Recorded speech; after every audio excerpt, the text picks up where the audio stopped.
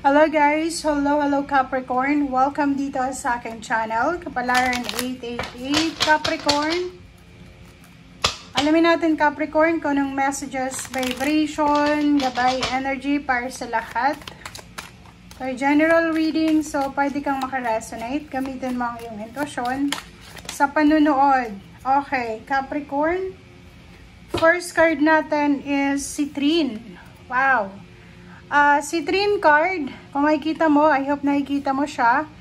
Sinasabi sa'yo dito na Capricorn, if you have unnecessary worries, mga inaalala, mga kung ano-ano man na nararamdaman mo sa buhay mo na hindi ka masaya or parang hindi ka sigurado, you're worried.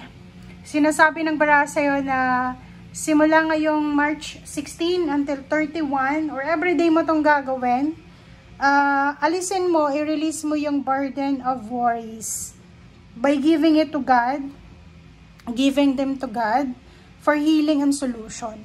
Diba? So, Capricorn, sinasabi sir dito na pag feeling hopeless, helpless na tayo, ginawa na natin yung best natin, pero parang hindi pa rin sapat. Panginoon na, doon na tayo sa Panginoon kasi siya hindi kanya i-ignore. Okay? So, release the burden of worries. Lift everything sa ating Panginoon para sa healing and solution. Okay. I hope na nakikita nyo guys yung aking baraha. Kasi parang madilim. Okay, Capricorn. Ano pa ba? Kumuha lang tayo dito ng isa. Okay, dalawa pa yung lumabas. Wow! Magician and the Sun. Wow! So, napakaganda neto. Sinasabi sa'yo dito ng Magician card mo na magkakaroon ng balanse sa usaping pera, sa usaping negosyo, or sa usaping kung ano mang usapin ang posibleng kailangan mo. Okay? Ang Magician na to is sinasabi na magkakaroon ng unexpected na twist of events sa buhay mo. So, halimbawa, pag sobra na tayong helpless and hopeless, 'di ba? Major arcana tong dalawang to. Sinasabi sir dito ng Magician na sa mga panahon na hopeless and helpless ka, doon papasok yung magic. Okay? So, ang gagawin mo dito, direkta siya sa Panginoon, 'di ba? So, if ever nakaka-experience ka ng helplessness and hopelessness, pray. Pray sa ating Panginoon, invoke angels, archangels, guides, spiritual helpers. Kasi dito sinasabi ng baraha, kung halimbawa hopeless and helpless ka ngayon, isang napakasayang pagsisimula ang pwedeng dumating sa buhay mo. Marami to, ang dasal na to marami, it's either good news, it's either para siyang impress card, 'di ba?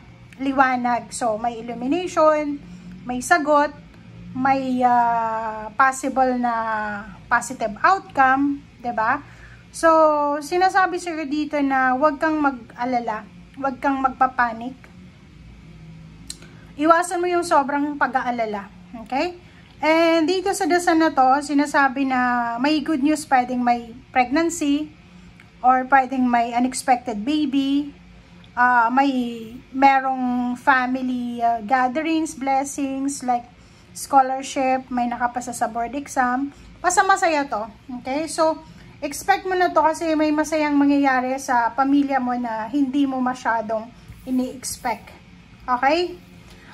Next card dito is the Magician yun. Sa pera, sinasabi 5 plus 3 is 8. So, sinasabi dyan sa'yo na may hindi ka ini-expect na parating na pera ang posibleng darating sa'yo. So, yun naman, di ba? Maganda yun kasi expect the unexpected.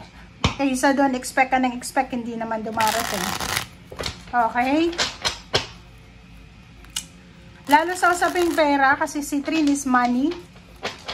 Sinasabi na kung nag-aalala ka sa problema mo sa pera, release it. Give it to God. Sa Panginoon mo na lang ibigay yan. Okay? Okay, first card natin, Nine of Pentacles. Nine of Pentacles is financial fulfillment, financial blessings, financial security and balance. So, ibig sabihin, yung inaalala mo dito, 'di ba? Yung inaalala mo, yung rason kung bakit ka nag-aalala, Capricorn, ay posibleng dumating siya by the end of the month or pwedeng April. So useless yung pag-aalala mo kasi nandito yung Magician eh. Magician in the Mirror, sinasabi na pwedeng magbago yung situation mo. Depende kung kailan siya magbabago. So hindi natin in-expect yan or wala tayong alam sa magic ng mundo, 'di ba? 'Di ba? Seven of Pentacles yan eh. Kung naghihintay ka ng pera, pwedeng naghihintay ka ng scholarship, nag-loan ka sa bangko, naghihintay ka ng parang payouts, payments, bonuses, or inheritance, nakikita mo dito yung Nine of Pentacles na sinasabi sa'yo na on the way na siya, parating na siya, pwedeng na traffic lang siya, pero parating na siya. Okay? Nine of Cups, ganun din, no? Emotionally, financially, may mga wishes kayo na posibleng magkatotoo. May mga dreams kayo, goals kayo sa buhay na posibleng magkatotoo. Sinasabi ng baraha sa'yo dito na yung parating, yung fulfillment of your wishes, ay pwedeng ito na yung matagal mong hinihintay. Pag dumating tong pera na to, na hinihintay mo, or yung perang ito na unexpected na darating sa'yo, pwedeng trabaho, negosyo, depende naman kung saan yun darating sa atin, diba? Hindi naman sinabi dito kung anong paraan. Malaki to, kasi yung perang ito, yung prosperity na abundance na ito, siya din yung magiging rason para maging masaya ang buong pamilya mo. And, yung Four of Pentacles dito, sinasabi sa'yo na etong perang itong darating is pwede siyang makatulong sa'yo para makapag-save ka ng pera. Yung parang makakatulong to sa'yo sa future mo. The Tower and Nine of Swords. So nakikita ko sa'yo dito, masyado kang nag-aalala. Masyado kang nagpapanik, masyado kang, di ba yung worried na worried ka? Hindi ka makatulog sa gabi kasi siguro iniisip mo saan ako kukuha ng pamasahe, saan ako kukuha ng ganito, ganyan. 2 years na ako sa abroad, pero wala ako, pauwi na ako ng Pilipinas, pero wala pa rin akong naipundar, parang ganun. So, nakikita ko sa'yo dito na you are in restrictions, parang stagnant pa rin.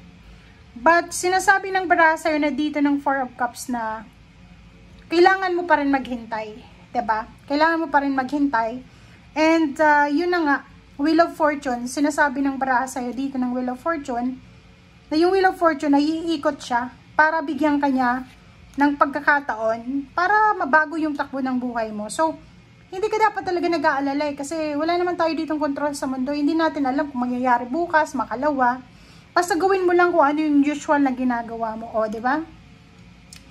Sinasabi dyan sa'yo ng baraha, ano man pinagdadaanan mo sa ngayon, nag-aalala ka, hindi ka makatulog, feeling mo broke na broke ka, diba, bankrupt ka. Dito sinasabi ng Wheel of Fortune na iikot yung Wheel of Fortune para bigyan ka ng pagkakataon, makapagsimula ulit.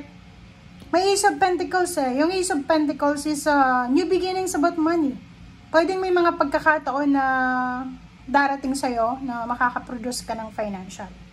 Okay? Next is Seven of Wands. So, nakikita ko sa'yo dito na handang-handa ka na ilaban talaga or handang-handa ka na gawin lahat.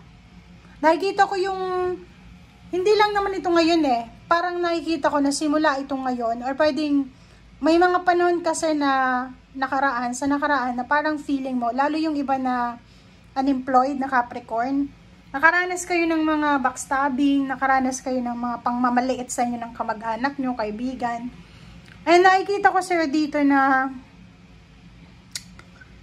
yun yung naging rason kung bakit ka motivated. Yun yung rason kung bakit ka nag-aalala eh. Kasi minamadali mo yung ano. Lalo kung halimbawa, college student ka, minamadali mo makagraduate ka para makapagtrabaho ka na. Kung ikaw naman ay employed, yung ini-expect mo na pera na parang, akala ko nasa ibang bansa ako. Maraming pera. Pero wala pala. Parang ganun. So, yun yung rason. Ang dami-dami mong expectation na hindi nakuha, natupad. So, yun nga yung sinasabi sa'yo ng buhay na Wheel of Fortune na hindi naman sa lahat ng oras pumapabor sa atin ang panahon.